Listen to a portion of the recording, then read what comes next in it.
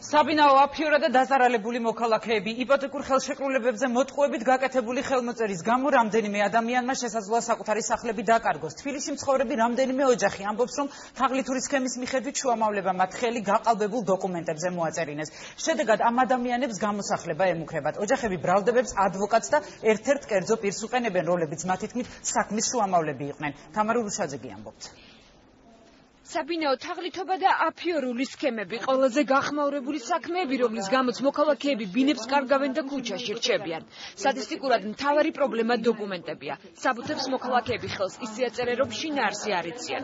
დიდგორის 219-ში მცხოვრები ორი ოჯახი ადვოკატ ზაზამ დიმას უჩივის. მარგარიტა მისრიაშვილი და ნელი შარიმანაშვილი ამტკიცებენ, რომ ადვოკატმა, რომელიც პარალელურად უძრავ-მოძრავი ქონების სააგენტოს ფლობს, ორივე ქალბატონი მოატყუა. ბინის გირანობის ხელშეკრულების სანაცვლოდ ხელი სესხის ხელშეკრულებას მოაწერინა თანხა მიითვისა და ოჯახებს ახლა დაკავებული ფართიდან ასახლებს. არ მომეცა საშუალება მე ხელშეკრულების წაკითხვის. იმ ქალბატონმა მიაწოდა ნოტარიუსს, ჩვენ აქედან დაწყობილების შევედით, გადაგვიშალეს და ჩასტრახო წესით მოგვაწერინეს, რომ ურიგოთ გაგვიშვეს ბატონი. ადვოკატი წაღანებულ ბრალდებებს უარყოფს, ამბობს, რომ ორივე ოჯახს საბუთები თავიდანვე კანონიერად გაუფორმა. სასამართლოში კი ცილის წამებისთვის ალტერნატიულ სარჩელს თავად შეიტანს.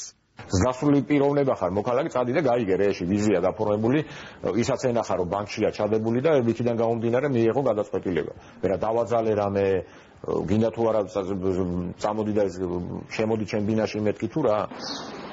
მოტყუებით გაკეთებულ ხელმოწერას აპრილებს ეკა მაკაცარია საკუთარ საბინაო პრობლემებს. ახალგაზრდა ქალი ამბობს, რომ ფალიაშვილის ქუჩაზე მდებარე ბინა $2500 იპოთეკით ჰქონდა დატვირთული. ახლობლის რჩევით გადაწყვიტა სხვა კლიენტი ეპოვა და ფართი იპოთეკით ხელახლა ამჯერად $3000 დაეთვირთა, რომ პირველი იპოთეკარისთვის თანხა გადაეხადა. ეკა მაკაცარიამ ერთ-ერთი კერძო კომპანიის ხელმძღვანელს გრიგოლ ბუაძეს მიმართა. შუამავალი მას დაეხმარა, თუმცა საბოლოო ჯამში მაკაცარიამ გარკვია, რომ მისი კუთვნილი ქონება არა $3000, არამედ 30000-ად ერთ-ერთ ბანკში იყო ჩადებული. საბუთი გაყალბდა იპოთეკის ხელშეკრულების გაუქმების ნაცვლად ახალი ხელშეკრულება აქვს და ანუ თავფურცლები ხელმოწერა საბოლოო ფურცელზე სადაც სულ სხვა რამე წერია, იქ არის ჩვენი. გაზეთ პრაიმ ტაიმის ინფორმაციით გრიგოლ ბუაძეს წლების წინ მარჯანიშვილის თეატრის ფინანსური დირექტორის პოსტი ეკავა. მან ყალბი დოკუმენტაციის შედგენით და მისი გამოყენებით კულტურის სამინისტროდან $100,000 მითვისება მოახერხა. გაზეთი პრაიმ ტაიმი 2006 წლის 9 იანვარს სასამართლოს გადაწყვეტილებით გრიგოლ ბუაძეს 3 წლით თავისუფლების აღკვეთა მიესაჯა. ეკა მაკაცარიამ განცხადება ვაკის საბურთალოს რაიონის პოლიციაში შეიტანა. დეტალებს ამ დროისთვის სამართალდამცველები ადგენენ. ბრალდებებს უარყოფს თავად გრიგოლ ბუაძეც, რომელსაც საკუთარი არგუმენტები აქვს. ყველა მე ვაიძულე, ხელი მოეწერა, თუ რა სულელია. ჩემი კლიენტი არის უბრალოდ მე მთხოვა და მე მაგას დავეხმარე. ვისანა თხოვა ახლობელმა და დავეხმარე რა, მქონდა მაგის საშუალება და დავეხმარე. სახსრულებო ბიუროში ყოველთვიურად ათეულობით ასეთი საქმე შედის. სპეციალისტები აცხადებენ, რომ სტატისტიკურად მთავარი პრობლემა საბუთებია. დოკუმენტებს მოქალაქეები ხელს ისე აწერენ, რომ მის შინაარსს არ კითხულობენ.